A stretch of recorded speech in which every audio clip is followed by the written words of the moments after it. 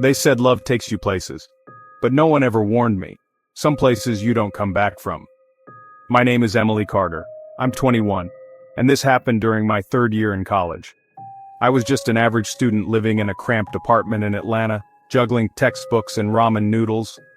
But none of that mattered once Jake Mitchell entered my life. Jake was a senior, majoring in criminology, tall, respectful, and everything my mother warned me about. Except he was the opposite of all her warnings. He was kind, attentive, never crossed boundaries. For a whole year he courted me like I was the only girl in the world. And finally, I gave in. But Jake had one strange flaw. No matter how many times I asked, he would never talk about his family. In all our time together, I had introduced him to my mom, my cousins, even my clingy childhood best friend. But Jake, nothing. Every time I brought up his hometown or his parents, he'd change the subject. I chalked it up to family issues, maybe a bad home life. Or worse, maybe he had a secret wife and child hiding out in some backwoods village. I almost gave up trying. Until our first anniversary. That's when he surprised me. "Let's visit my hometown," he said with that crooked grin of his. "It's time you met my folks." My heart practically jumped out of my chest. "Are you serious?" He chuckled. "Pack for a week. We'll be staying in Hollow Hills. It's deep in the Appalachians. It's old-fashioned but beautiful. Old-fashioned. I should have known that meant weird. I begged my mom for permission like I was still 16. She wasn't thrilled. "Where is this Hollow Hills place again?" she asked, arms crossed. "West Virginia," I said. "Jake says there's a local festival going on. It'll be fun, I promise." Mom sighed, clearly torn. "Just be careful, Emily. Not everyone out there thinks the way we do." The next morning, I packed like I was going to Europe. 3 pairs of shoes, my cutest flannel, even swimwear. Jake picked me up bright and early, and we boarded a long-distance bus heading deep into the mountains. The ride was grueling. Hours of winding roads, dusty highways, and not enough bathroom stops. When we finally arrived in the sleepy town of Roan Creek, the last stop before Hollow Hills, it was already dusk. A heavy fog hung over the road. Jake hailed a beat-up tricycle cab, the kind you'd expect in a third-world country, and we piled our things into the back. About 30 minutes later, the trike sputtered to a stop. "Something wrong?" I asked the driver. He didn't answer, just gave Jake a long, uneasy look. "We'll walk from here," Jake said. "Walk? Are you serious? It's pitch black." "The driver won't go any further. Locals are superstitious," he said with a nervous laugh. "Don't worry, we're close." Reluctantly, I followed, dragging my luggage behind me. We passed under a rusted arch that read, "Welcome to Hollow Hills, population 96. The first thing I noticed was how quiet it was. No dogs barking, no music, not even the buzz of streetlights. Only a few flickering torches lined the dirt path. It felt ancient, like we stepped into another century. And then I felt it, a cold stare, eyes watching. I looked around, nothing, just trees. But I swear I wasn't imagining it. Soon, we reached Jake's family home. It was a crooked wooden cottage on stilts, sagging under its own weight. It looked like the kind of house horror movies avoid because it's too obvious. The porch creaked as we stepped up. From the shadows, a little girl burst out and flung herself into Jake's arms. "Jake!" she squealed. "That's my little sister Sophie," he said with a smile. "And Mom! Come meet Emily!" A figure stepped out from behind the door, tall, wiry, with uncombed hair, and a smile that didn't quite reach her eyes. Her teeth were stained, sharp. "You brought us a pretty one," the woman said, in a voice like rustling leaves. I forced a smile. "Hi, Mrs. Mitchell. It's nice to meet you." I reached for her hand to shake, but she didn't extend hers. Instead, Sophie hugged me tight. Too tight. "You smell nice," she whispered. Before I could respond, Jake ushered me inside. The house smelled like smoke and iron. The walls were lined with strange wood carvings. Animal bones hung like ornaments. And yet, somehow, Jake seemed at home. I tried not to panic. "Where's your dad?" I asked, just to break the silence. "Hunting," Jake replied. "He'll be back by sundown." He showed me to a small room with a mattress on the floor. We'd be sharing it, though the room barely had space for two people standing up. Despite the strange atmosphere, I was exhausted and grateful to lie down. Jake stepped out to help his mom with something. I curled into the blanket, trying to ignore the hollow feeling in my chest. That's when I heard it. Scratching. Something. Moving beneath the floorboards. And then, a voice. A soft giggle. "Emily!" I froze. I sat up, listening. Silence. Must be the wind, I told myself. Or I was just tired. Still, sleep didn't come easy. Not in Hollow Hills. By the time I woke the next morning, sunlight was leaking through the cracks in the wooden walls. My back ached from the thin mattress, but my mood was better, until I stepped out of the room. The house was silent, too silent. "Jake?" I called out. No answer. I walked into the kitchen. Empty. The living room? Abandoned. The whole house felt abandoned. I stepped outside, half expecting to see neighbors setting up for a celebration. Jake said the town was holding a festival, right?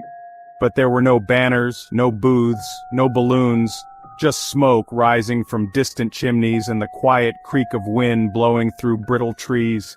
It didn't look like a festival. It looked like mourning. "Hey!" a voice startled me. I turned and saw Sophie standing just a few feet away. She looked cheerful, even excited. "Where's Jake?" I asked. "Helping Dad with preparations," she said, twirling her finger in the air like it was a secret. "For the festival?" She just smiled. Then without warning she grabbed my hand and bit me. I screamed. "What the hell is wrong with you?" I pulled away, staring at the red bite marks on my palm. Tiny teeth had broken skin. A few droplets of blood welled up. Sophie smiled wider, her lips smeared red.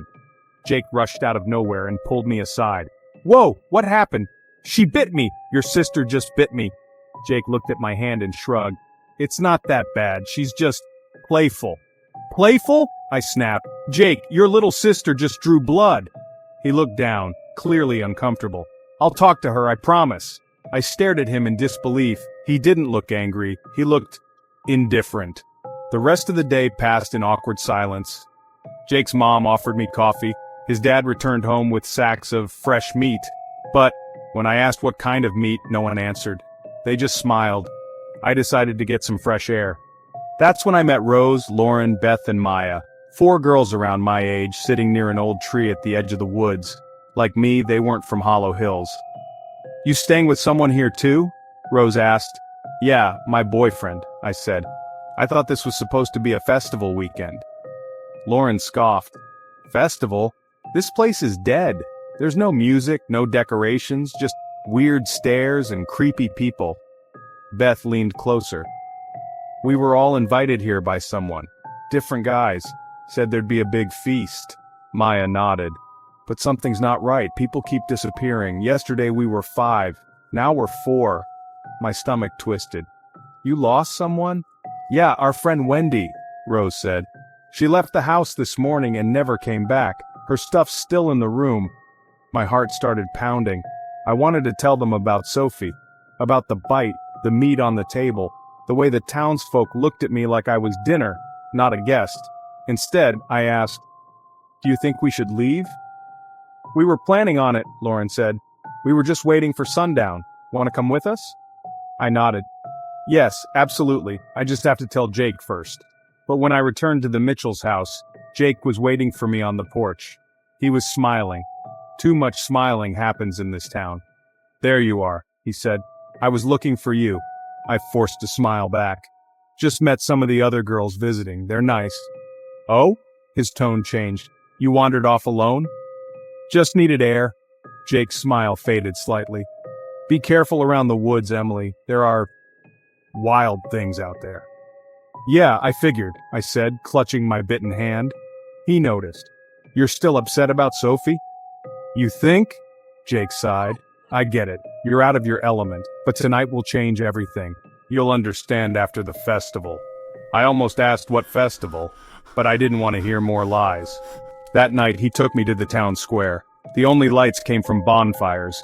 Townsfolk circled the flames, some whispering, others chanting in low tones. They were covered in oil or blood. I couldn't tell which.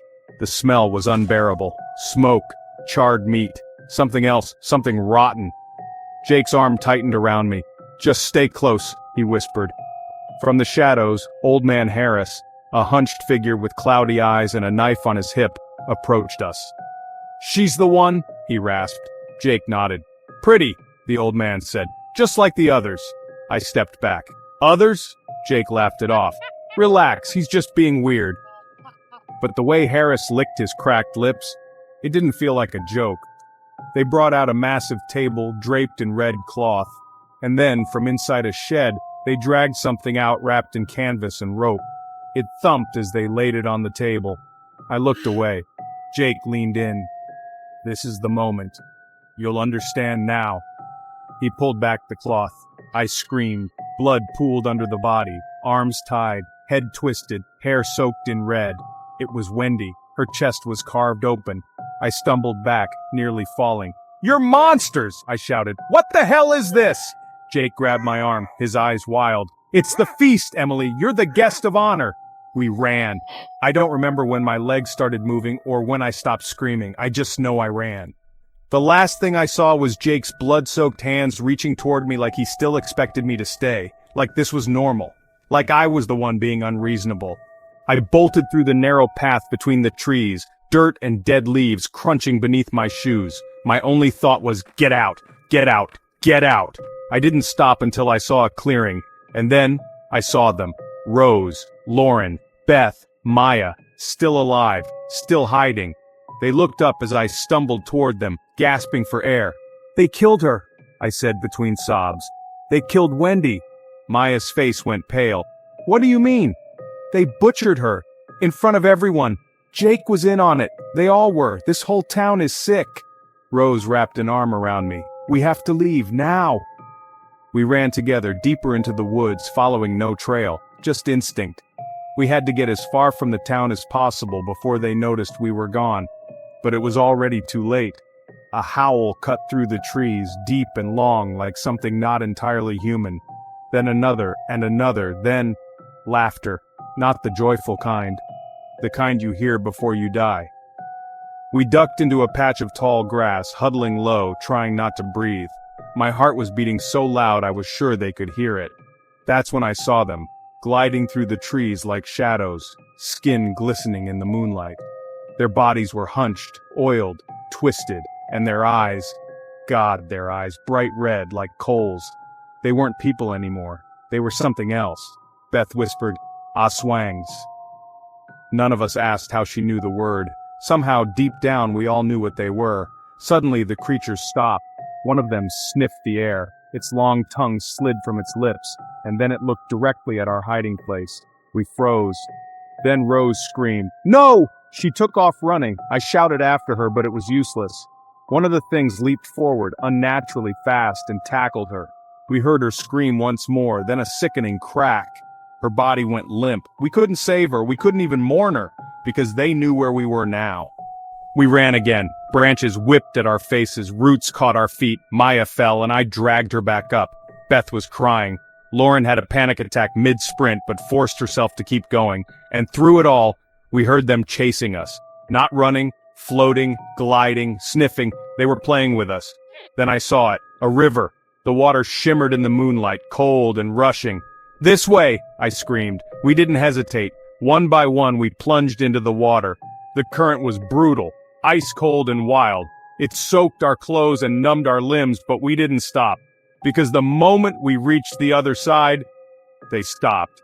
The Aswang stood on the opposite bank, snarling and hissing, but they didn't cross.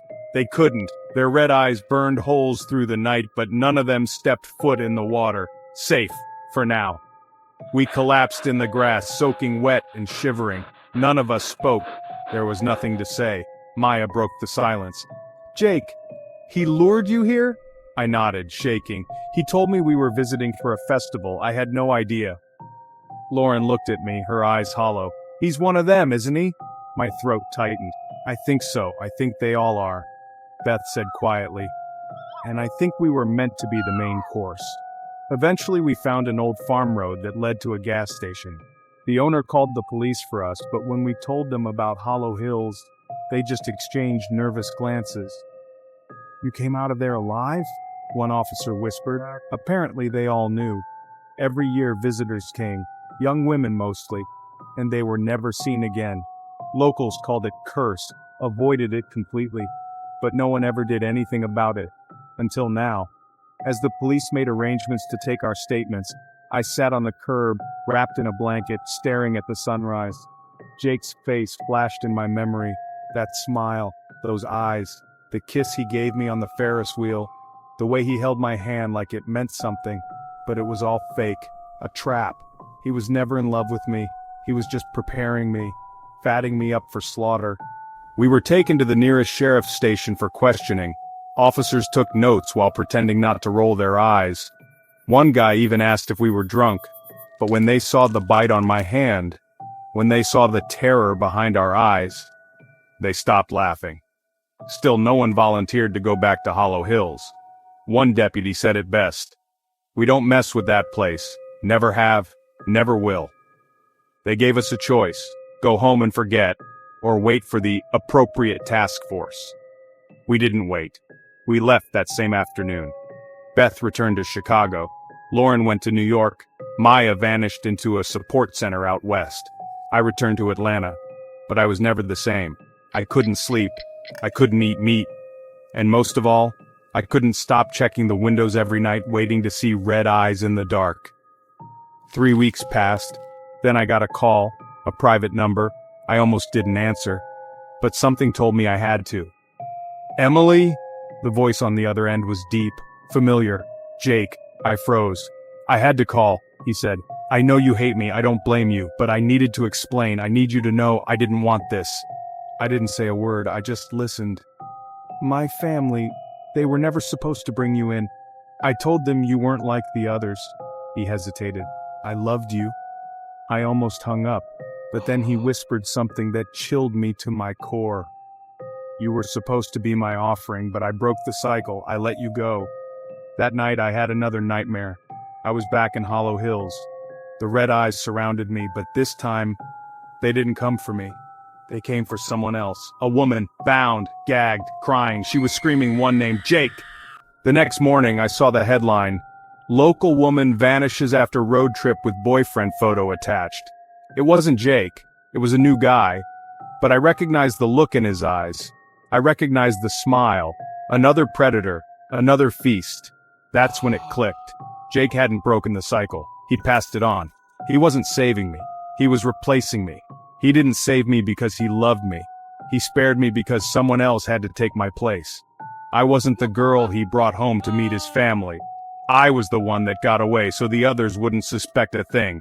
But now I know the truth. Hollow Hills will feast again, and next time, no one will escape. If this story chilled you to the bone, remember, some places still exist that never made it to the map. Hit subscribe to hear more true horrors that you'll wish were fiction, because the next victim could be someone you know.